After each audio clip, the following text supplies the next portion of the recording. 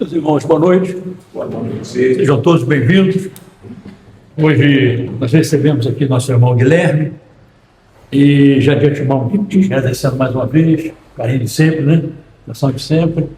E eu quero aproveitar para convidá-los para no próximo dia 5, né? Nós teremos lá o nosso almoço, né? No asilo. E eu gostaria de poder contar com a presença de todos lá, né? É um almoço beneficente, né? Que a gente faz para poder reforçar lá a Caixa do Asilo. Os ingressos já estão aqui com a casa, né?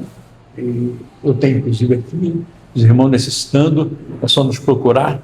R$20 o almoço lá, né? E a gente conta com a presença de todos vocês lá. Angelina vai ler uma página, em seguida nós fazemos a prece e passamos a mensagem para o nosso irmão Guilherme. Que a paz do nosso Mestre nos envolva, nos aconchegue o coração, nesse momento de prece, de renovação interior, de busca de energias positivas que tanto precisamos e que esta casa oferece há 140 anos. Agradecer, Guilherme, a sua presença, com esse seu carinho, a dedicação.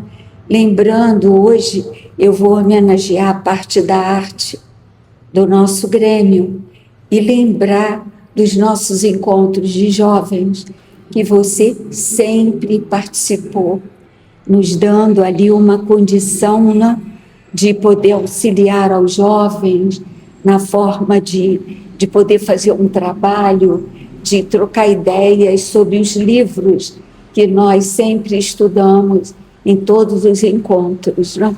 Cada encontro era um livro. E agradecer muito esse seu carinho pela casa. Que Deus te abençoe cada vez mais nesse trabalho lindo de divulgar a doutrina, essa essência de amor. E eu vou iniciar com todas essas semanas, essas 4 semanas, né, do mês de junho, homenageando os trabalhadores, os fundadores. Então, nós temos diversos momentos aqui no Grêmio que se tornam inesquecíveis e que nós registramos com muito carinho. Hoje, a minha irmã Cida estaria completando 87 anos de vida, só que no dia 14 fez um ano que ela desencarnou. Então, essa homenagem que eu vou fazer é para o grupo de arte Sebastião Lasno, que foi iniciado por essa minha irmã, que nessa encarnação foi uma grande amiga, companheira, presente na minha vida todo o tempo. Então, Cida, ela iniciou em 1991, 92, ela começou a ler os livros para fazer uma adaptação para teatro. E ela escreveu que ela gostaria, né, de poder transformar em teatro. E isso aconteceu. E o primeiro livro que ela fez a adaptação foi há 2000 anos. E esse há 2000 anos é um livro grandioso que conta toda a vida, a trajetória de Emmanuel, através da psicografia do Chico Xavier, quando ele era então senador romano. E Cida escreve dessa forma quando ela começou a sentir vontade de fazer adaptação. Em oração, pedimos permissão espiritual para esta realização. A emoção foi grande, quase sempre com lágrimas nos olhos, durante os meses dedicados a este trabalho. Faltam-nos palavras para expressar o maravilhoso envolvimento espiritual, as vibrações que nos fortalecia a cada capítulo. Eram chuvas de pétalas de rosa, perfumando o ambiente de trabalho. Chegamos a sentir muita luz a iluminar as nossas escritas. Era uma força muito forte, como uma alavanca, nos impulsionando para que este trabalho fosse realizado. Só temos a agradecer a Deus, Pai Criador, a Jesus, nosso Mestre, a Emmanuel, guia espiritual, que está sempre a nos iluminar, a abençoada mediunidade de Francisco Cândido Xavier. E agradecer a Sebastião Lasno, com a equipe espiritual que nos conduz, a Allan Kardec pela doutrina espírita, ao Grêmio Espírita de Beneficência, casa que nos acolhe, sobre a proteção do mentor espiritual Agostinho, e aos meus queridos pais, Paulo e Aldair Marins, pelos exemplos deixados e me conduzir neste caminho. Obrigada, Bárbara Peraí, 3 de janeiro de 1994. Em 1995, então, nós começamos a divulgar o livro. Os ensaios foram aqui, a primeira apresentação foi aqui no Grêmio, durante mesmo esse momento das festividades comemorativas ao aniversário do Grêmio. Então, Cida, junto com os jovens que se propuseram a fazer uma representação, era um grupo amador. Não poderíamos entender quanto que este teatro ia chegar a tantos lugares, até fora do nosso estado do Rio. Houve apresentações. Mas, algumas vezes depois, ela fez, 50 anos depois, a adaptação do livro. Fez Paulo Estevão também. E, por último, ela fez, que nós apresentamos aqui, o livro Nosso Lar, que foi interpretado aqui no Grêmio. Nós temos fotos, muitas recordações boas desse momento inesquecível. Então, a todos esses trabalhadores que divulgaram através da arte a doutrina dos Espíritos, à luz do Evangelho de Jesus, é o nosso sentimento de gratidão. E foram muitos e muitos que nos presentearam com uma forma grandiosa, teatral, nesta casa de Agostinho. E eu vou encerrar lendo, porque Sebastião Lasno foi sugerido que o nome dele deveria ser, não é? O que ia representar o nosso grupo de arte. Ele sempre, todas as vezes que tinha alguma apresentação, ele se manifestava.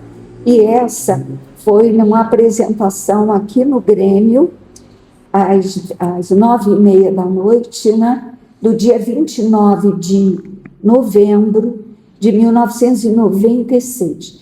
Mensagem psicografada por Júlio César Grande Ribeiro, que estava presente. Então, o senhor Lasno escreveu assim: meu abraço bem certinho, sem erros e sem enganos, festejando com carinho a turma do há 2000 anos. Cada qual vai listando, ensaiando o seu papel para receber, trabalhando, o abraço de Emmanuel. E todos que ali vão ter, hão de calar com certeza, com força no seu dizer, que maravilha, que beleza. E a gente fica feliz ao receber esse prêmio, ouvindo o que o povo diz sobre o trabalho do Grêmio. E aqui brilha uma esperança, revendo o que está escrito, rogando perseverança neste trabalho bendito.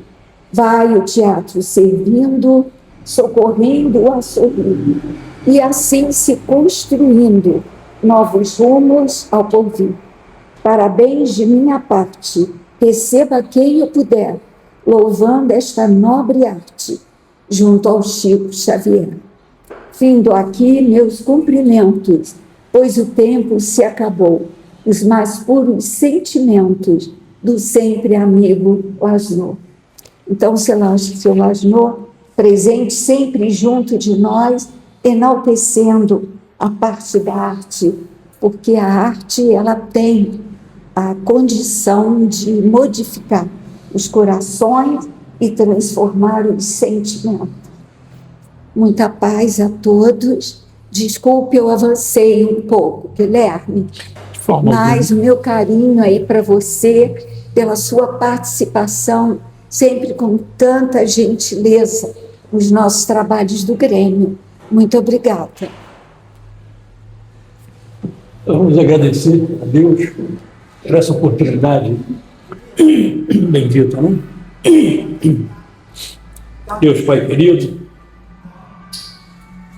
nesse momento nós queremos expressar nossa gratidão pela graça da vida, pela bênção da vida, mas mas em especial, Pai, nós queremos expressar nossa gratidão por fazer parte dessa casa centenária, expressar nossa gratidão àqueles que nos precederam nessa casa, para que esse trabalho pudesse, através do suporte de todos os irmãos do alto, estar à nossa disposição nesse momento, para que pudéssemos fazer parte dessa seara de trabalho com Cristo.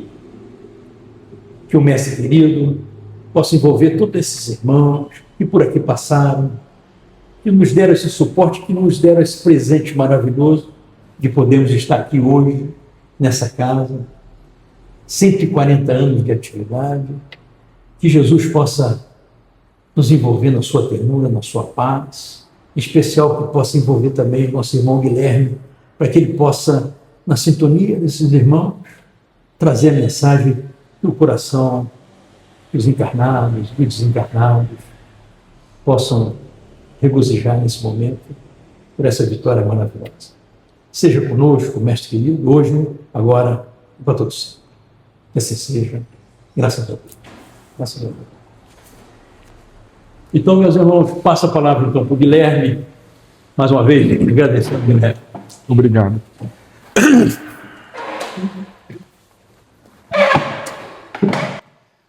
Naturalmente que eu tenho que iniciar agradecendo pela oportunidade.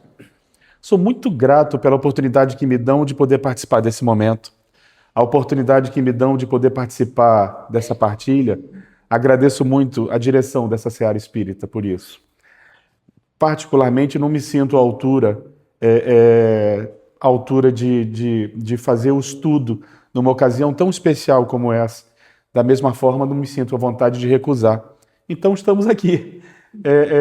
Agradeço a direção da Casa Espírita, agradeço aos nossos amigos espirituais que nos protegem, que nos amparam. Agradeço àqueles que vieram estar conosco nesse momento, desse do outro lado da vida, porque entre nós estão os invisíveis, naturalmente. Só quero iniciar agradecendo. Eu que agradeço, pelo amor de Deus, por tudo. Por todos aqueles momentos maravilhosos que nós passamos juntos, pelas atividades lá no asilo. Pena que nós não conseguimos repeti-la, né? Não conseguimos repetir mais as atividades. Mas então eu inicio agradecendo por tudo isso. E relembrando, já que nós vamos falar dos 140 anos de atividade desta casa, eu gostaria de repetir ou relembrar algumas histórias. Existia um importante cronista chamado Heródoto.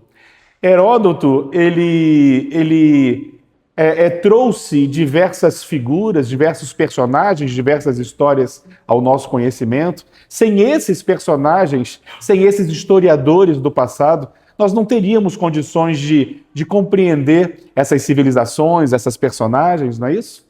Heródoto vai nos falar de um rei muito curioso, chamado Rei Creso. Ele foi o quarto rei da Lídia, dessa dinastia, e ele era alguém muito, muito curioso. para que nós tenhamos uma noção de onde era a Lídia foi um reino muito próspero, muito rico. Só para que tenhamos uma ideia, historiadores defendem que a primeira moeda cunhada na história da humanidade teria sido na Lídia, exatamente com a efígie do rei Creso. Só para que a gente tenha uma noçãozinha da quantidade de riquezas que existiam lá, ao lado da Lídia nós tínhamos a Frígia. A Frígia, cujo rei se chamava Rei Midas, que todos nós conhecemos o mito de que tudo aquilo que ele tocava virava ouro. Isso naturalmente se dava, porque os dois estados, eles eram banhados pelo mesmo rio, o rio Pactuolo. E esse rio trazia uma grande quantidade de ouro das chamadas montanhas auríferas. Então, eles tinham verdadeiramente condições de comprar tudo aquilo que o ouro permitia naquela ocasião. Num determinado momento, o rei Creso se fez uma pergunta. A pergunta que ele se fez foi a seguinte: será que realmente existem essas personagens, essas pessoas entre nós, que são capazes de enxergar aquilo que nós não enxergamos? Será que realmente existem essas pessoas que são capazes de prever, essas pessoas que são capazes de enxergar, essas pessoas que são capazes de curar? Ele queria exatamente enveredar-se nesses estudos. Então, ele desenvolveu uma estratégia, no mínimo, curiosa. Olha a estratégia que ele desenvolveu. Genial, genial, particularmente acho genial. Ele resolveu trazer para junto de si 5 de seus imediatos de maior confiança. E ele recomendou que cada um desses imediatos buscasse um oráculo daquele tempo. E todas essas pessoas tinham que fazer a mesma pergunta. Uma pergunta que só ele, o rei Creso, sabia a resposta. E ele fez assim. Ele chamou então os seus imediatos. Eles deveriam partir para diversas cidades na busca desses famosos oráculos. Chegando nesses oráculos, nessas cidades, eles deveriam esperar o dia certo, combinado, e na hora exata. E todos eles deveriam inquirir o seu oráculo no mesmo momento. E eles foram. Eles foram 2 para terras gregas, 2 para terras do Egito e 1 para as terras da Síria. E eles foram. No dia, então, combinado com o rei, todos eles consultaram os seus oráculos ao mesmo tempo. E fizeram todos a mesma pergunta. E o rei, então, ficou aguardando que eles retornassem, não é isso? E eles foram retornando em tempos diferentes, naturalmente, porque foram a cidades com distâncias diferentes. O primeiro imediato, tão logo ele chega, o rei já repleto de ansiedade, ele vai perguntar ao seu imediato a resposta da pergunta feita pelo rei. E a pergunta era uma pergunta muito curiosa. A pergunta era: o que eu, rei Creso, estou fazendo nesse exato momento? Era uma pergunta que só o rei sabia a resposta. Porque no momento combinado com seus imediatos, ele fechou a porta do castelo. Ele tirou todo mundo lá de dentro e fechou as portas para que ninguém soubesse o que ele estava fazendo. E assim chega o primeiro imediato. E o rei, repleto de ansiedade, chega para esse imediato e fala: diz-nos o que exatamente o oráculo disse que eu estava fazendo no horário combinado. O que o imediato então começou a trazer a narrativa do oráculo, dizendo: no horário X, na hora determinada, o nosso oráculo revelou que tu se deitavas com as suas esposas. O oráculo mente. Não era isso que o rei fazia. Chegou o segundo imediato. O rei, da mesma forma, ansioso, ele foi no encontro de seu imediato, logo perguntando: e aí, diz-nos, fala-nos o que o oráculo disse que eu estaria fazendo. Ele então teria dito algo mais ou menos assim: o segundo meu oráculo, naquele momento combinado, no dia e na hora combinadas, tu se reunia com os teus generais. Não era isso que eu estava fazendo. E chegou o terceiro, chegou o quarto. O rei então percebeu que aquilo não existia. Aquilo era fruto de mentes infantis, de mentes sugestionáveis. E ele já gargalhava daquela história toda quando de repente chegou o último imediato. Ele chegou um pouco depois porque ele havia ido para uma ilha. Ele havia ido para terras gregas e ele foi para uma região chamada Delfos. Lá existia um templo dedicado ao deus Apolo. Só que esse templo ficava no alto de uma montanha chamada Monte Parnaso. Esse imediato, então, ele vai até o templo de Apolo, onde lá existia um famoso oráculo grego chamado Oráculo de Delfos. E ele, então, pergunta ao oráculo, ele faz o questionamento ao oráculo, mas ele logo desanima o rei, dizendo: olha, não perca o seu tempo. Eu tenho certeza que meu oráculo estava errado. Para começar, era uma menina, era uma jovem, o que sabem os jovens. Mas o rei insistiu: diz, fala o que o oráculo te disse para que nós possamos gargalhar. Então ele começou a narrar as visões do oráculo. O oráculo em transe, então, teria dito que via o rei descendo umas escadas, indo em direção a uma cozinha. Nessa cozinha ele pegava um grande tacho de cobre e colocava para cozer uma tartaruga velha e um carneiro jovem. O rei ficou impressionado com a riqueza de detalhes, porque era exatamente isso que ele fazia. As pessoas não sabiam que o rei cozinhava, mas ele tinha uma prática na sua juventude de sair para caçar com seus irmãos, e nessa oportunidade ele cozinhava, ele cozia as caças, não é isso? O rei ficou impressionado. Ele passou a visitar com frequência o oráculo de Delfos, levando grande quantidade de ouro ao oráculo de Delfos. Em nível de curiosidade, nós não vamos dar spoiler, porque isso é outra história, mas foi também o oráculo de Delfos que colaborou com a queda desse reino. Segundo Platão, o oráculo de Delfos, ele o chama de o oráculo que nunca errou. O oráculo de Delfos era conhecido como o oráculo que nunca errou. Mais tarde, um pouquinho, cerca de 6 séculos mais tarde, 6 séculos antes, nós temos uma outra história muito conhecida. Ela está particularmente num texto bíblico. Nós temos lá o segundo livro de Samuel. Sim, o segundo livro de Samuel. Lá nós temos uma história muito curiosa. Nós tínhamos ali o primeiro rei de Israel, não é isso? Nós tínhamos o primeiro rei de Israel, o rei Saul, que seria sucedido depois. Ele estava vivendo uma situação muito delicada, porque ele estava em guerra contra os filisteus. Quando nós pegamos os textos bíblicos, quando nós pegamos esse livro, Samuel era um importante jurista, quando nós pegamos, nós observamos que o povo judeu, ele sempre esteve em algum tipo de conflito, ele sempre esteve em guerras, talvez por isso chamassem o seu Deus de Senhor dos Exércitos, porque eles verdadeiramente estavam sempre em conflitos. E nessa ocasião, eles estavam em conflitos com os filisteus. Eles já haviam ganhado uma batalha contra os filisteus, mas nessa ocasião, o rei Saul se via numa situação muito delicada, porque ele teve a curiosidade de subir um pequeno monte, e lá do monte ele viu os filisteus assentados, e ele percebeu que eram muito numerosos, e que eles estavam exatamente sitiando a região onde eles se encontravam, e ele temeu, ele sentiu medo, até porque, em nível de curiosidade, o exército, daqueles personagens que mais tarde seriam chamados judeus, naquela ocasião eram apenas hebreus ainda, eles estavam organizados, as 12 tribos estavam organizadas, não eram as 2 tribos que deram origem aos judeus. Então, ele fica temeroso. Então, ele chama para junto de si seus sacerdotes e ele diz algo mais ou menos assim, está exatamente assim no texto, podem pesquisar. Ele chama o seu sacerdote e diz assim, olha a frase que ele usa, eu já consultei os sonhos e Urim e nada me foi revelado.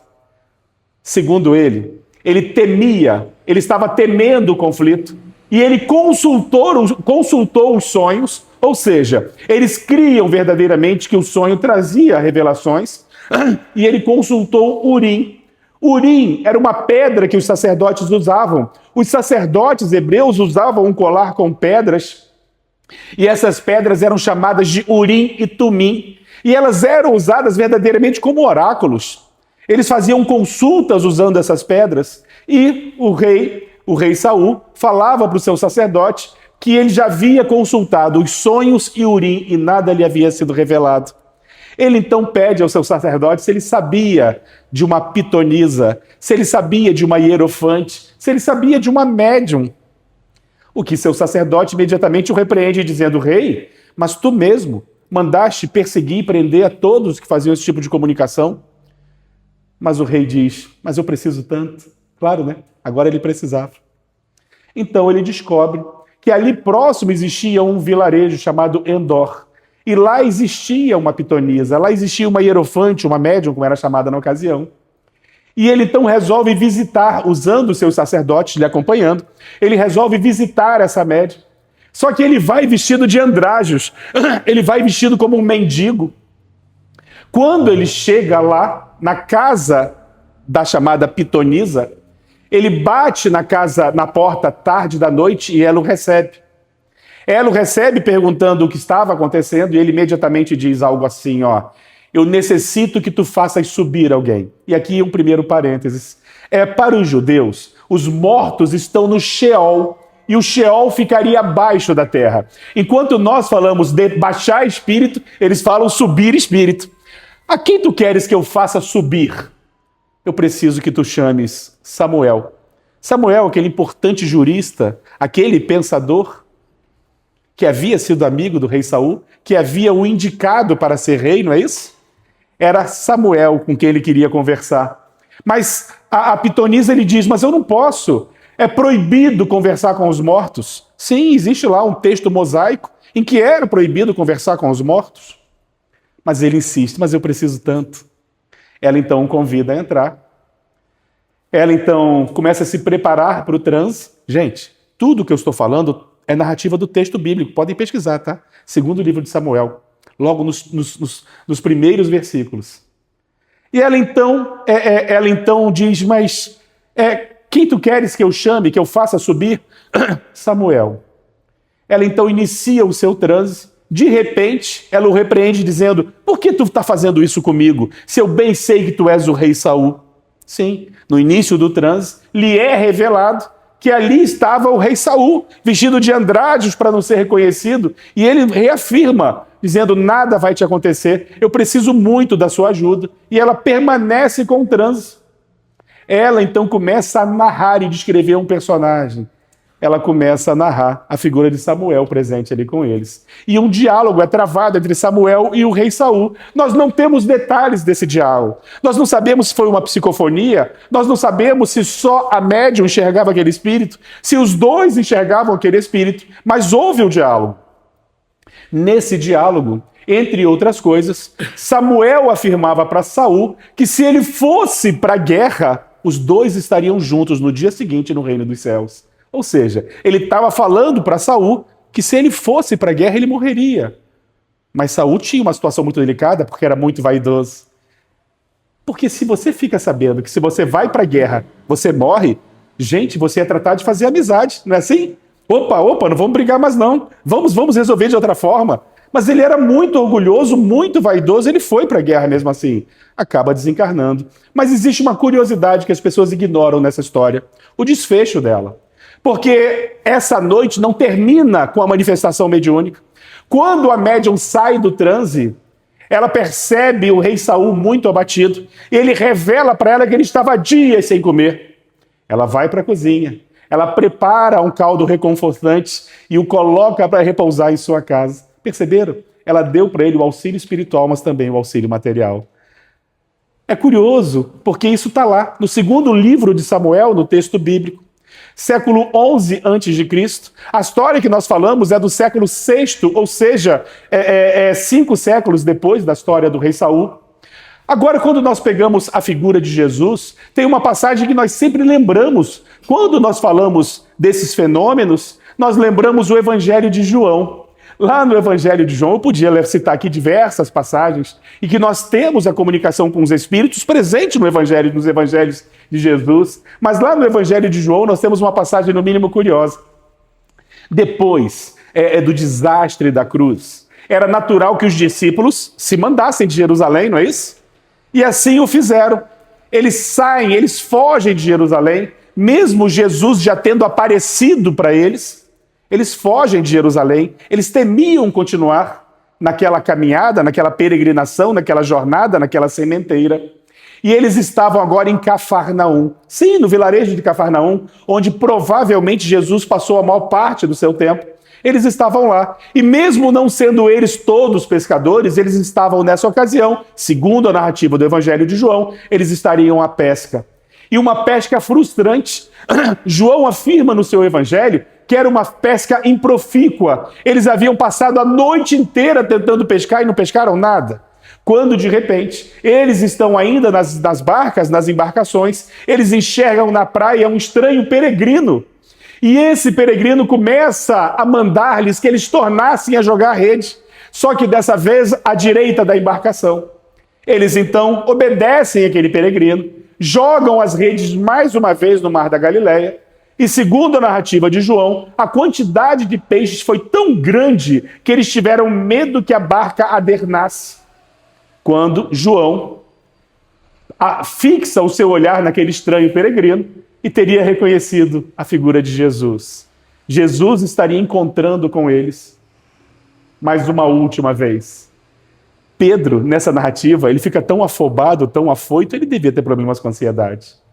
Que ele tira a sua túnica, se põe nu, se joga no mar e vai nadando em direção a Jesus, deixando os outros para carregar o peso para lá, sabe? Estava cheio de peixe, mas ele foi. Ele chegou na praia, Jesus, na narrativa de João, já estava com uma fogueira acesa. Jesus teria virado para ele e disse assim: Pedro, traz alguns peixes para a gente poder assar. Gente, que diálogo lindo. Pare e pensa. Jesus havia acendido uma fogueira e queria ceiar com eles naquela ocasião. Então, na narrativa de João, eles param na praia, assam alguns peixes, mas o diálogo mais lindo começa agora. Num determinado momento, nós não sabemos se em particular ou se na frente de todos, Jesus diz assim para Pedro: Pedro Bar Jonas, Pedro, filho de Jonas, tu me amas? O que Pedro, sem pensar, foi logo falando: mas é claro que eu te amo, Senhor. Então apacenta minhas ovelhas. Mas ele repetiu a pergunta: Pedro Bar Jonas, tu me amas? O que Pedro, sem pensar, sem titubear, afirma: mas eu te amo, Senhor.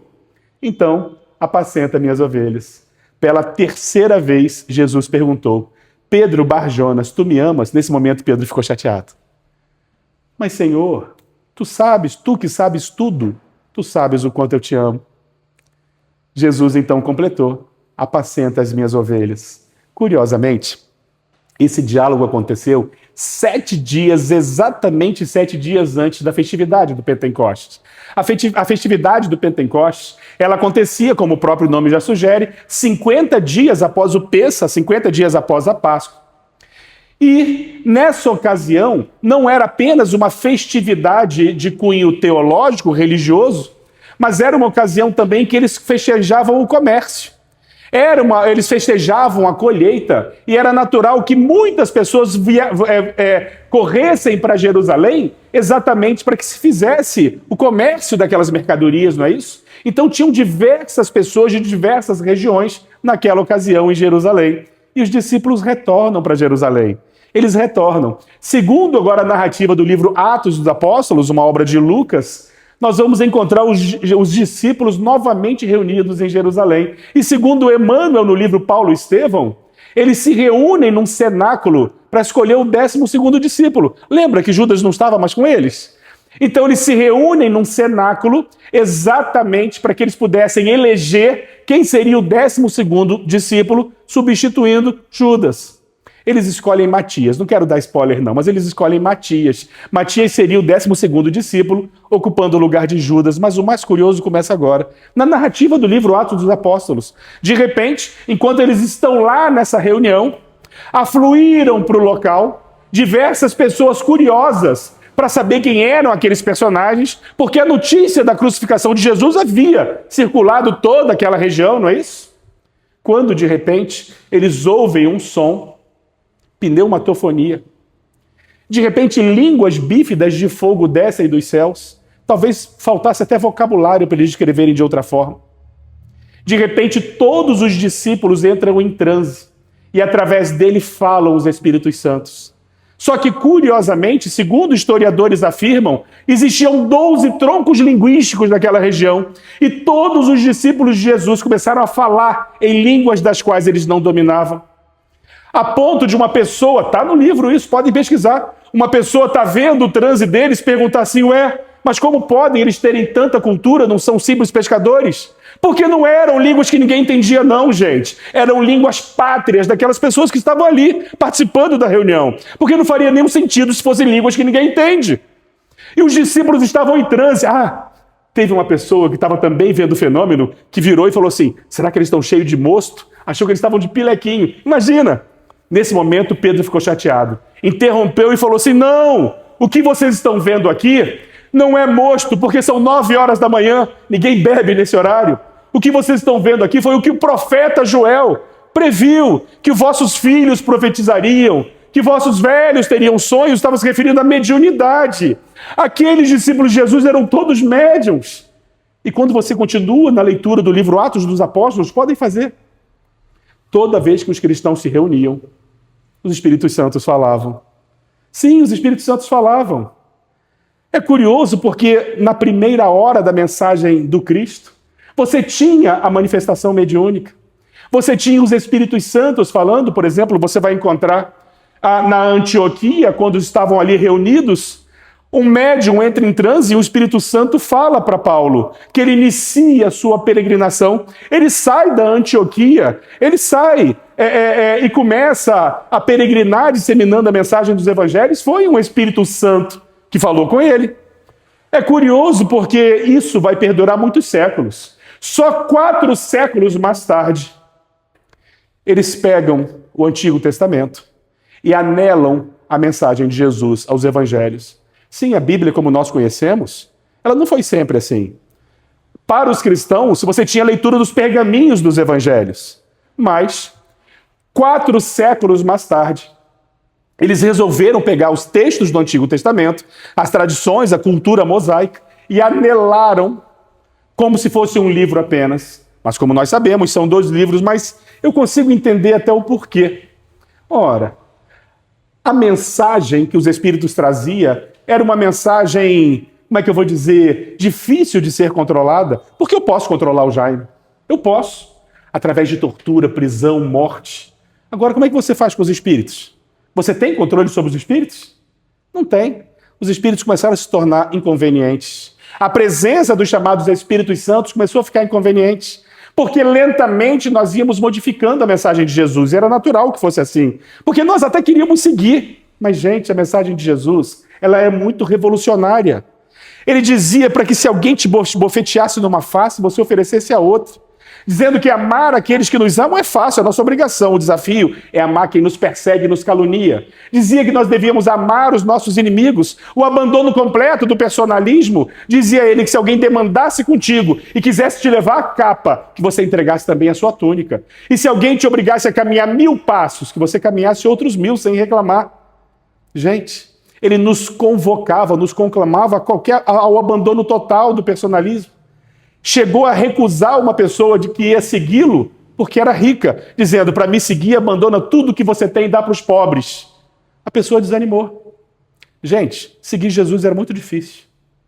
Seguir Jesus era muito difícil. Ele dizia que não possuía nada, não tinha sequer uma pedra para repousar a cabeça. Aqueles que o seguiam tinham que seguir isso. Está assim no Evangelho de Mateus, os meus discípulos não terão 2 cajados, 2 alforjes, 2 túnicas, 2 capas, nem 2 pares de sandália. Ele dizia que seus discípulos tinham que viver com o mínimo. Como é que se segue isso, gente? Se nos dias de hoje é difícil? Então pegaram as páginas do Antigo Testamento e juntaram, porque lá era proibido que os Espíritos Santos falassem. Sim, proibiram. Lá na lei mosaica era proibido falar com os mortos. Era uma forma de você anular. E mais, lá você tinha uma figura como Salomão, que era rico. Tudo bem, Jesus condenava a riqueza, mas tinha Salomão. Salomão estava lá cheio de dinheiro. Então você pega um livro que antagoniza com os evangelhos. Porque as páginas do Antigo Testamento, em diversos momentos, são antagônicas ao que Jesus falava. Por exemplo, na chamada lei de Italião, no olho por olho, dente por dente, era o direito ao revide, não é isso? Jesus falava, não. Porque não deves perdoar apenas 7 vezes, mas 70 vezes 7, era o perdão incondicional. Mas está diferente no outro livro. Os livros são antagônicos, se chocam. Mas se você pega esse livro e estuda só o Antigo Testamento, você vai seguir exatamente como aquelas pessoas seguiam há 3.700 anos atrás. E pensar que tem gente até que quer trazer essas leis para os dias de hoje. Não, temos que viver de acordo com a Bíblia. Que parte? O Antigo ou o Velho Testamento? Porque se for o Novo é muito bom, né? É o Velho ou o Novo Testamento? Se for o Novo, muito bom, mas não é essa parte que eles querem, não. Eles querem exatamente aquela parte que coloca a mulher submissa ao homem. Eles querem exatamente aquela parte que fala da homofobia. Essa que eles querem. Evangelho não tem isso, tem só no Antigo Testamento. Então, no século IV, eles anelam os livros. Nós começamos a deturpar a história. A mediunidade começa a ser perseguida. Acendem-se as fogueiras. Acendem-se as fogueiras. E aquelas pessoas começam a ser perseguidas, começam a ser aprisionadas. Mas no período medieval nós tivemos diversos médiuns, porque a mediunidade ela é fisiológica, ela é natural, ela está presente entre nós. Perseguidos, queimados. Outros não se conflitaram com a religião dominante. Então nós temos a figura de Francisco de Assis, era médium. Nós temos a figura de Joana d'Arc, era médium. Nós temos diversos abades e abadesas, médiums com comunicações maravilhosas. Santa Teresa d'Ávila, médium, todos com visões. Percebemos? Mas eles não se conflitaram com a religião dominante. Então, não pararam na fogueira, não é isso? Mas segundo Emmanuel, numa obra com esse mesmo título, Emmanuel, num determinado momento era necessário que isso se modificasse. Então reencarnam diversos espíritos lentamente que foram modificando esse cenário. Ele diz que começam a reencarnar espíritos que nós apelidamos de renascentistas, que envolvem a cultura helênica, que começam a valorizar a figura humana, começam a reencarnar filósofos. Gente, a prensa de Gutenberg democratizando os textos. Agora você publicava livros em série, e o primeiro livro publicado foi exatamente Bíblia, porque as pessoas seguiam a Bíblia sem acesso ao livro. Martim Lutero, quando tem acesso à Bíblia, faz a reforma protestante. Então tudo isso começa a mudar a paisagem humana, isso tudo começa numa visão eurocentrista, claro. Tudo isso começa a mudar aquele panorama, não é isso? Esses personagens começam a reencarnar. Você tem um personagem chamado Kant e outros filósofos que eles questionam primeiramente exatamente a visão teológica da época. Sim, você tem diversos filósofos que começam a questionar essa visão teológica. Nós temos filósofos que questionam Deus, como Baruch Spinoza, numa obra chamada Ética. O primeiro capítulo se chama Deus. E ele nos apresenta um Deus tão belo, presente em tudo. Não era mais um velho rabugento que punia as pessoas, que castigava, que testa as pessoas. Spinoza apresentava um Deus não antropomórfico. Óbvio que ele seria perseguido e detestado, não é isso? Mas está lá, no primeiro capítulo dessa obra chamada Ética, o capítulo é exatamente sobre Deus. E ele apresenta um Deus tão perfeito com esses mecanismos da natureza, a ponto de Albert Einstein afirmar que aquele era o Deus mais próximo do que ele cria como Deus. Está lá, Baruch Spinoza, estou falando do século XVII, século XVIII, começam a reencarnar esses personagens fazendo esses questionamentos. A religião dominante já havia perdido seu poderio com a reforma protestante e outras que vieram em seguida, a contra-reforma também, espíritos maravilhosos, aproveitaram essa oportunidade e vieram missionários, inclusive nas Américas. Só que, de repente, conforme a religião dominante diminui o seu poder, você começa a ter personagens reencarnando entre nós, chamados iluministas, trazendo o método científico, o questionamento, o direito de pensar, o direito de questionar. E exatamente nesse bojo em que a religião dominante já não controlava o pensamento das pessoas, como fazia alguns séculos atrás, que você começa a ter histórias, notícias. Por exemplo, em 1840, em Riceville, em Nova York, uma família começa a travar diálogos com o invisível, a ponto dos jornais da época pararem, das pessoas afluírem por curiosidade. Como assim? Espíritos estão falando? E é curioso porque eu faço aqui um desafio. Eu não conheço uma única família que não tem histórias mediúnicas para contar, porque é um fenômeno presente em nossas vidas. Por mais que aquela família não enverede pela compreensão, para entender esses mecanismos, eu não conheço uma família sequer que não tem alguma história para contar nesse sentido. Depois nós temos aqui no Brasil... gente, eu tenho que falar sobre isso. Vocês sabiam que muito antes de Kardec ter curiosidade pelas mesas girantes. Aqui no Brasil tinham reuniões espíritas? Sim, você tinha o Visconde de Maricá. Eu tenho anotações sobre ele aqui. O Visconde de Maricá, o nome dele era Mariano José Pereira da Fonseca, Marquês de Maricá. Ele, com outros vultos do segundo reinado, todos intelectuais, eles começaram a fazer reuniões mediúnicas. Não existia espiritismo. O que existia era o mesmerismo. Era baseado em Mesmer. Pensamentos sobre magnetismo, sobre fluido vital, sobre vida após a morte. Era o mesmerismo trazido da Europa. E esses personagens começaram a fazer reuniões. Aqui vai uma curiosidade. Você sabia que a primeira obra de cunho mediúnico foram eles que produziram? Sim. O Livro dos Espíritos foi a primeira obra de cunho mediúnico. Não, não foi não. Aqui no Brasil, nós tivemos uma obra de cunho mediúnico. 5 anos mais tarde, em 1849, lá na Bahia, na Mata de São João, tinham reuniões mediúnicas. Chegou a ter um confronto entre aqueles espiritualistas e a Igreja Católica, a ponto da polícia precisar intervir. Nós não temos registro documental disso, mas foi pela oratória do médium Divaldo Pereira Franco. Ele narra esse conflito. No ano de 1853, um jornal chamado O Cearense narra reuniões das mesas girantes em Fortaleza, capital do Ceará. Gente, em 1855, ou seja, só um pouquinho depois, Kardec, melhor dizendo, o professor Rivaio, ele começa a investigar as chamadas mesas girantes. E 2 anos depois, em 1857, ele publica o Livro dos Espíritos, a primeira obra espírita, aquela que inaugura exatamente tudo isso que nós vivenciamos nos dias de hoje.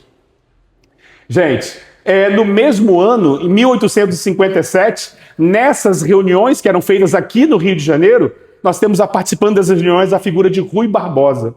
E nós temos um personagem muito querido para nós espíritas, Luiz Olímpio Teles de Menezes. Sabe o que o Luiz Teles de Menezes fez?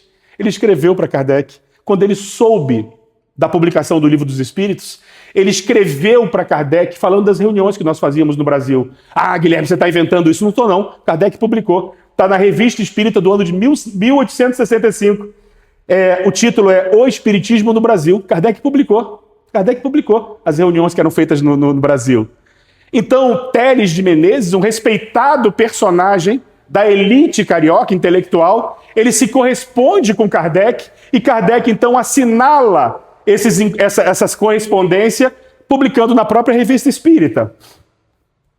Em 1873, ou seja, 7 anos mais tarde, funda-se na Bahia a Associação Espírita Brasileira, porque já existiam diversos grupos espíritas, pessoas fazendo reuniões espíritas. Então, lá na Bahia surge a Associação Espírita Brasileira. E aqui no Rio de Janeiro, ia ficar para trás? Não. Funda-se o Grupo Ismael, que depois se transformaria na Federação Espírita Brasileira.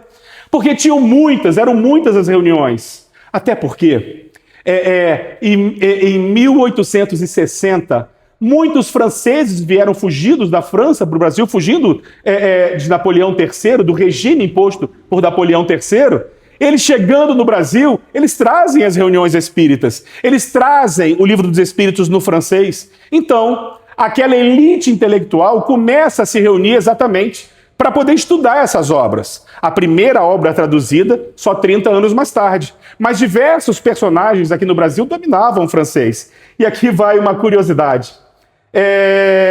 Em 1881, ou seja, nós estamos na década de 80 do século XIX, inicia a perseguição oficial ao espiritismo.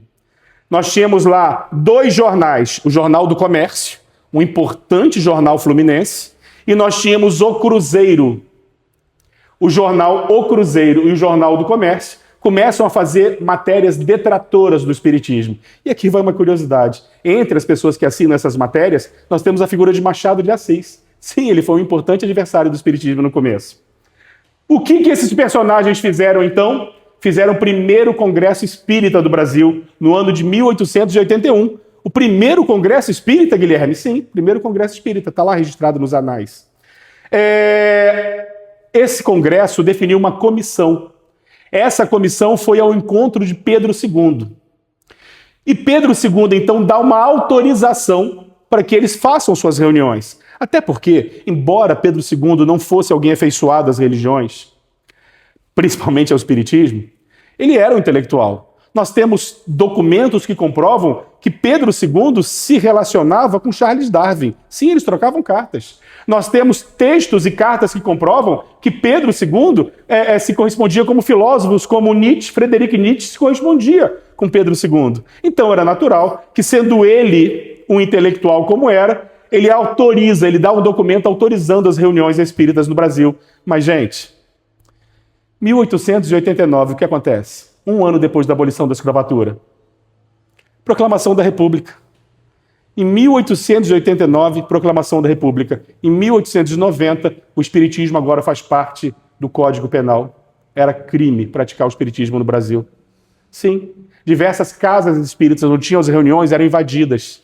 Repara, estou falando ainda do século XIX, da década de 80. Por favor, guardem essa data, porque isso é muito importante. Ó, fiquei até arrepiado. Gente, o espiritismo entra para o Código Penal como crime.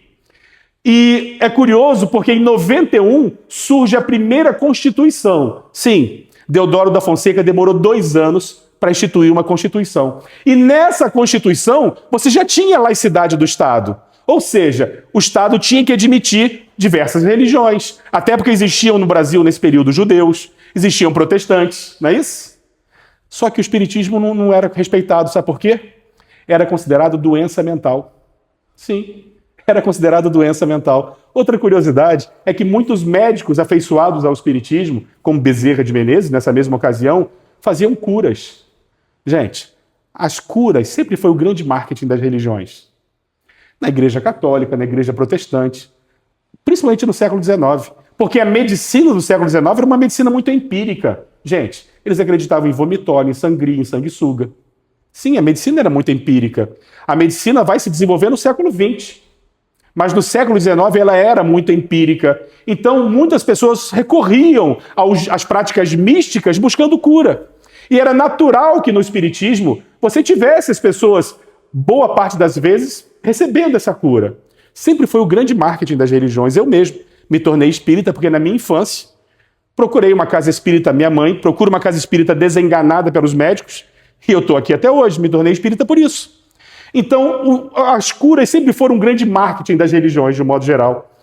Só que o espiritismo estava lá, no Código Penal, até que com muita discussão, com muito debate, eles começam a admitir a prática espírita com alguns condicionantes. Por exemplo, o livro de assinaturas. Vocês nunca se perguntaram o que tinha assim no livro quando a gente entra numa casa espírita? É dessa época. Eles queriam saber todo mundo que participava, porque era fichado. Sim, não só era fichado, como você tinha que ter um médico psiquiatra dando certeza de que ali não existia doença mental. Sim, o Estado era laico, mas o espiritismo não era considerado uma religião. Então, aquilo era considerado alucinação. Aquelas pessoas eram tidas como doentes mentais. Então, começa todo esse embate. Aqui vai uma curiosidade. O que acontece no ano de 1886? A fundação dessa casa. Foi nesse cenário de perseguição.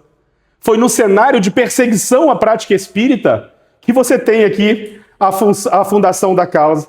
Diz que Claudino Dias, de religião protestante, nessa ocasião com um pouquinho mais de 20 anos, ele vai investigar o espiritismo porque era falado nas igrejas. Falava-se do espiritismo criticando, e ele resolve então tentar entender aquilo que era criticado. Então ele dialoga com Manuel Chaves, que explica para ele a mensagem espírita, se tornando o primeiro mestre.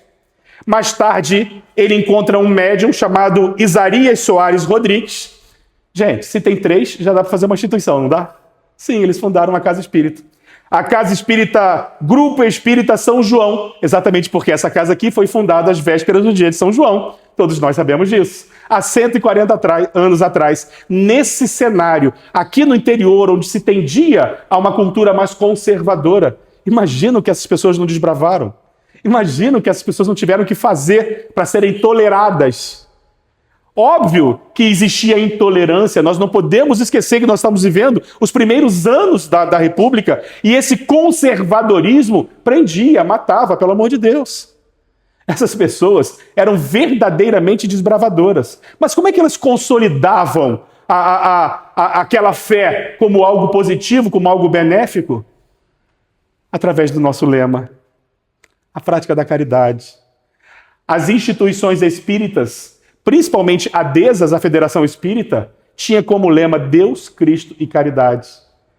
E nós estamos falando de um momento em que nós tínhamos, após a abolição da escravatura, nós tínhamos as periferias repletas de pessoas que não foram inseridas na sociedade. Porque com a abolição da escravatura, aboliu-se a escravatura, mas não se insere aquelas pessoas. E, gente, a educação pública não existia, tá? Vocês sabem que a educação pública no Brasil não tem 100 anos ainda, né? Sim, a educação pública no Brasil só vai existir em 1930, com Anísio Teixeira.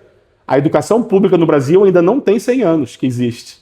Então você tinha no início do século XX pessoas à margem, pessoas que viviam nas ruas, pessoas que viviam com extrema dificuldade, e de repente você tinha personagens na sociedade que iam atender essas pessoas. Aqui vai uma curiosidade gostosa.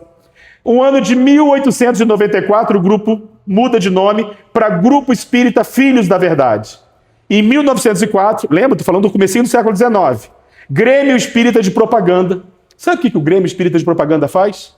Funda um albergue para asilar as pessoas necessitadas e uma escola, onde nessa escola as crianças excluídas podiam estudar. Gente, desafiador, né? Desafiador, estou falando do comecinho do século XX. Em 1914, o Grêmio, para o nome atual, Grêmio Espírita de Beneficência, aqui vai algumas curiosidades. O que acontece 4 anos depois? Uma pandemia, gripe espanhola, não é isso? Sabe o que o Claudino fez?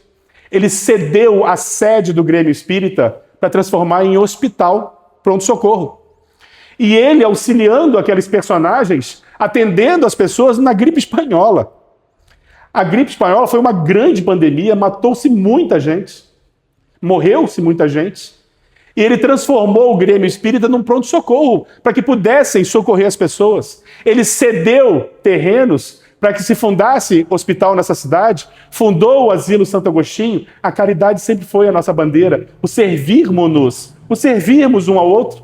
Porque quando a gente pensa em casa espírita... gente, desculpa, eu tenho 1 minuto só. Eu vou dar uma conclusão aqui. Quando a gente pensa em casa espírita, as pessoas falam, não, a casa espírita é um educandário, é uma escola. A casa espírita é um hospital. Gente, é muito mais do que isso. A casa espírita não só ensina a mensagem espírita, não só aplica passes, não. A casa espírita nos oferece trabalho. Já paramos para pensar nisso? O que de mais importante ela faz por nós é nos oferecer trabalho. Porque você sozinho pode ajudar muita gente, mas quando estamos reunidos fazemos muito mais.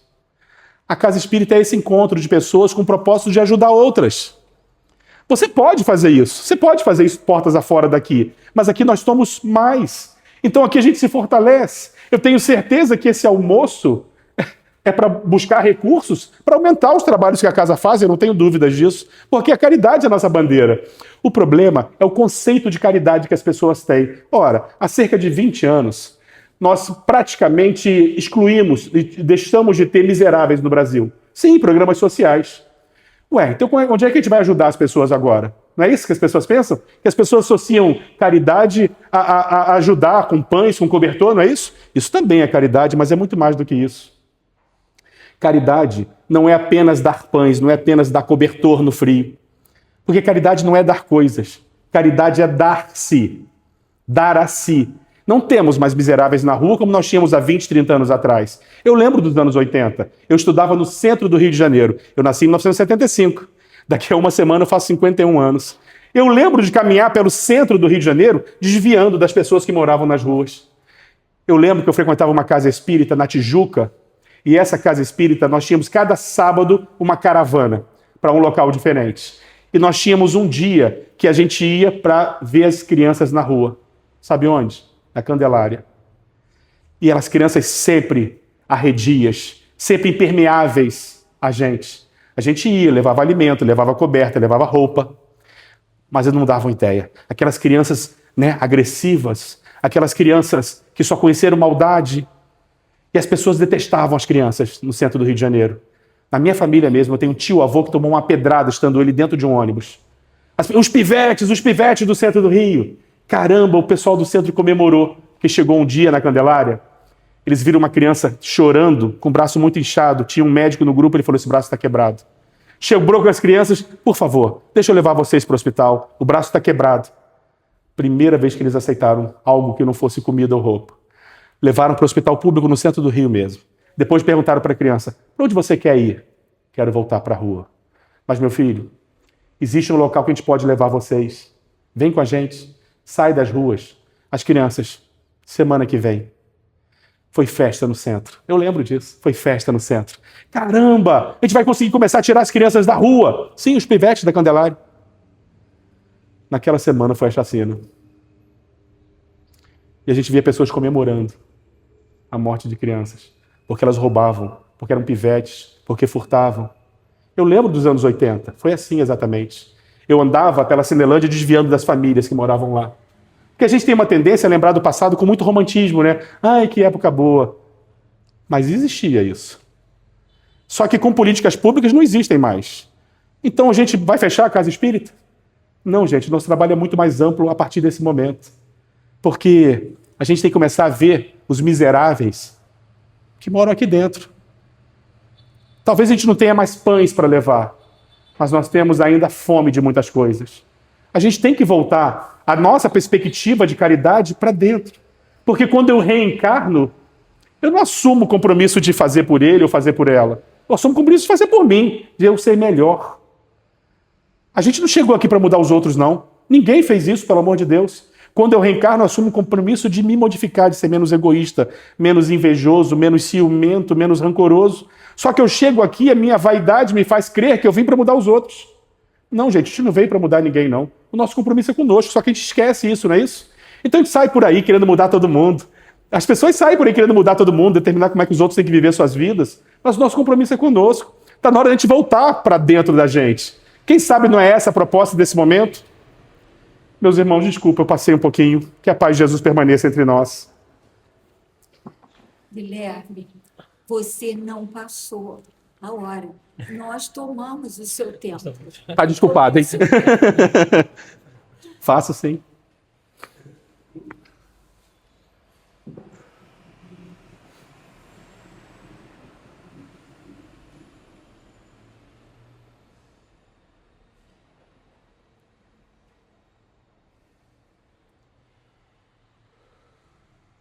Senhor, te agradecemos pela oportunidade que temos de estarmos aqui reunidos em Teu nome, por estarmos sob esse teto desse educandário divino, por estarmos aqui sendo amparados por todos esses amigos espirituais, todos esses amigos que nos auxiliam, que nos inspiram, que nos protegem. Te agradecemos, Senhor, pela oportunidade do trabalho, pela oportunidade do estudo.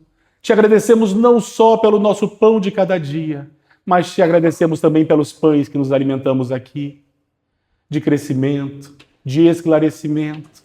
Divino guia de toda a humanidade, amado Rabi da Galileia, que a sua luz possa estar nesse ambiente por mais 140 anos, por mais 10 anos no sesquicentenário, que a sua luz possa fortalecer esses trabalhadores do visível e do invisível, que a sua luz possa estar em nossos corações, que nós, ao sairmos daqui essa noite, que nós possamos sair acompanhados dessa luz, guiando os nossos passos, acalmando os nossos corações ansiosos, clareando os nossos pensamentos, para que nós possamos vencer-nos.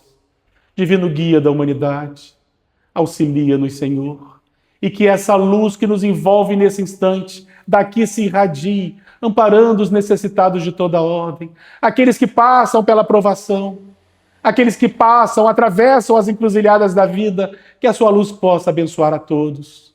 Senhor, que eles também possam te sentir como nós te sentimos aqui nesse momento. Pedimos por aqueles que têm seus nomes nos nossos livros de prece, por aqueles em quem nós mentalizamos nesses instantes, nossos amigos, familiares, que nós sabemos passar pela provação, que eles também possam sentir dessa luz que nos envolve.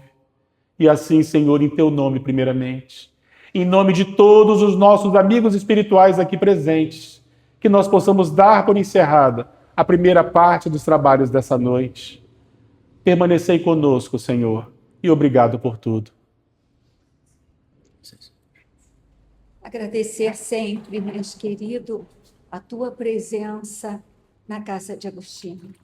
Que essas energias que aqui foram paradas, assistidas para cada um de nós, possamos ser gratos pela bênção da vida, pela bênção da família, pela bênção desta encarnação. Obrigada, mentores amigos, em teu nome, mestre querido, com muito respeito. Encerramos a nossa reunião festiva, coroada com palavras belíssimas do nosso irmão Guilherme. Em teu nome, muito obrigada. Que assim seja. Sim. Guilherme, como sempre, um livro. Você lê um livro para nós, é maravilhoso. Eu Obrigada agradeço. mais uma vez. Foi lindo o fechamento do nosso mês de aniversário. Muito obrigada. Eu que agradeço pela oportunidade. Obrigada Obrigado mesmo. Guilherme. Deixa eu ir aí te dar um abraço, meu amigo. Amigo de muitos anos. É lindo, Obrigado por tudo, tá? lindo, lindo. Eu que agradeço.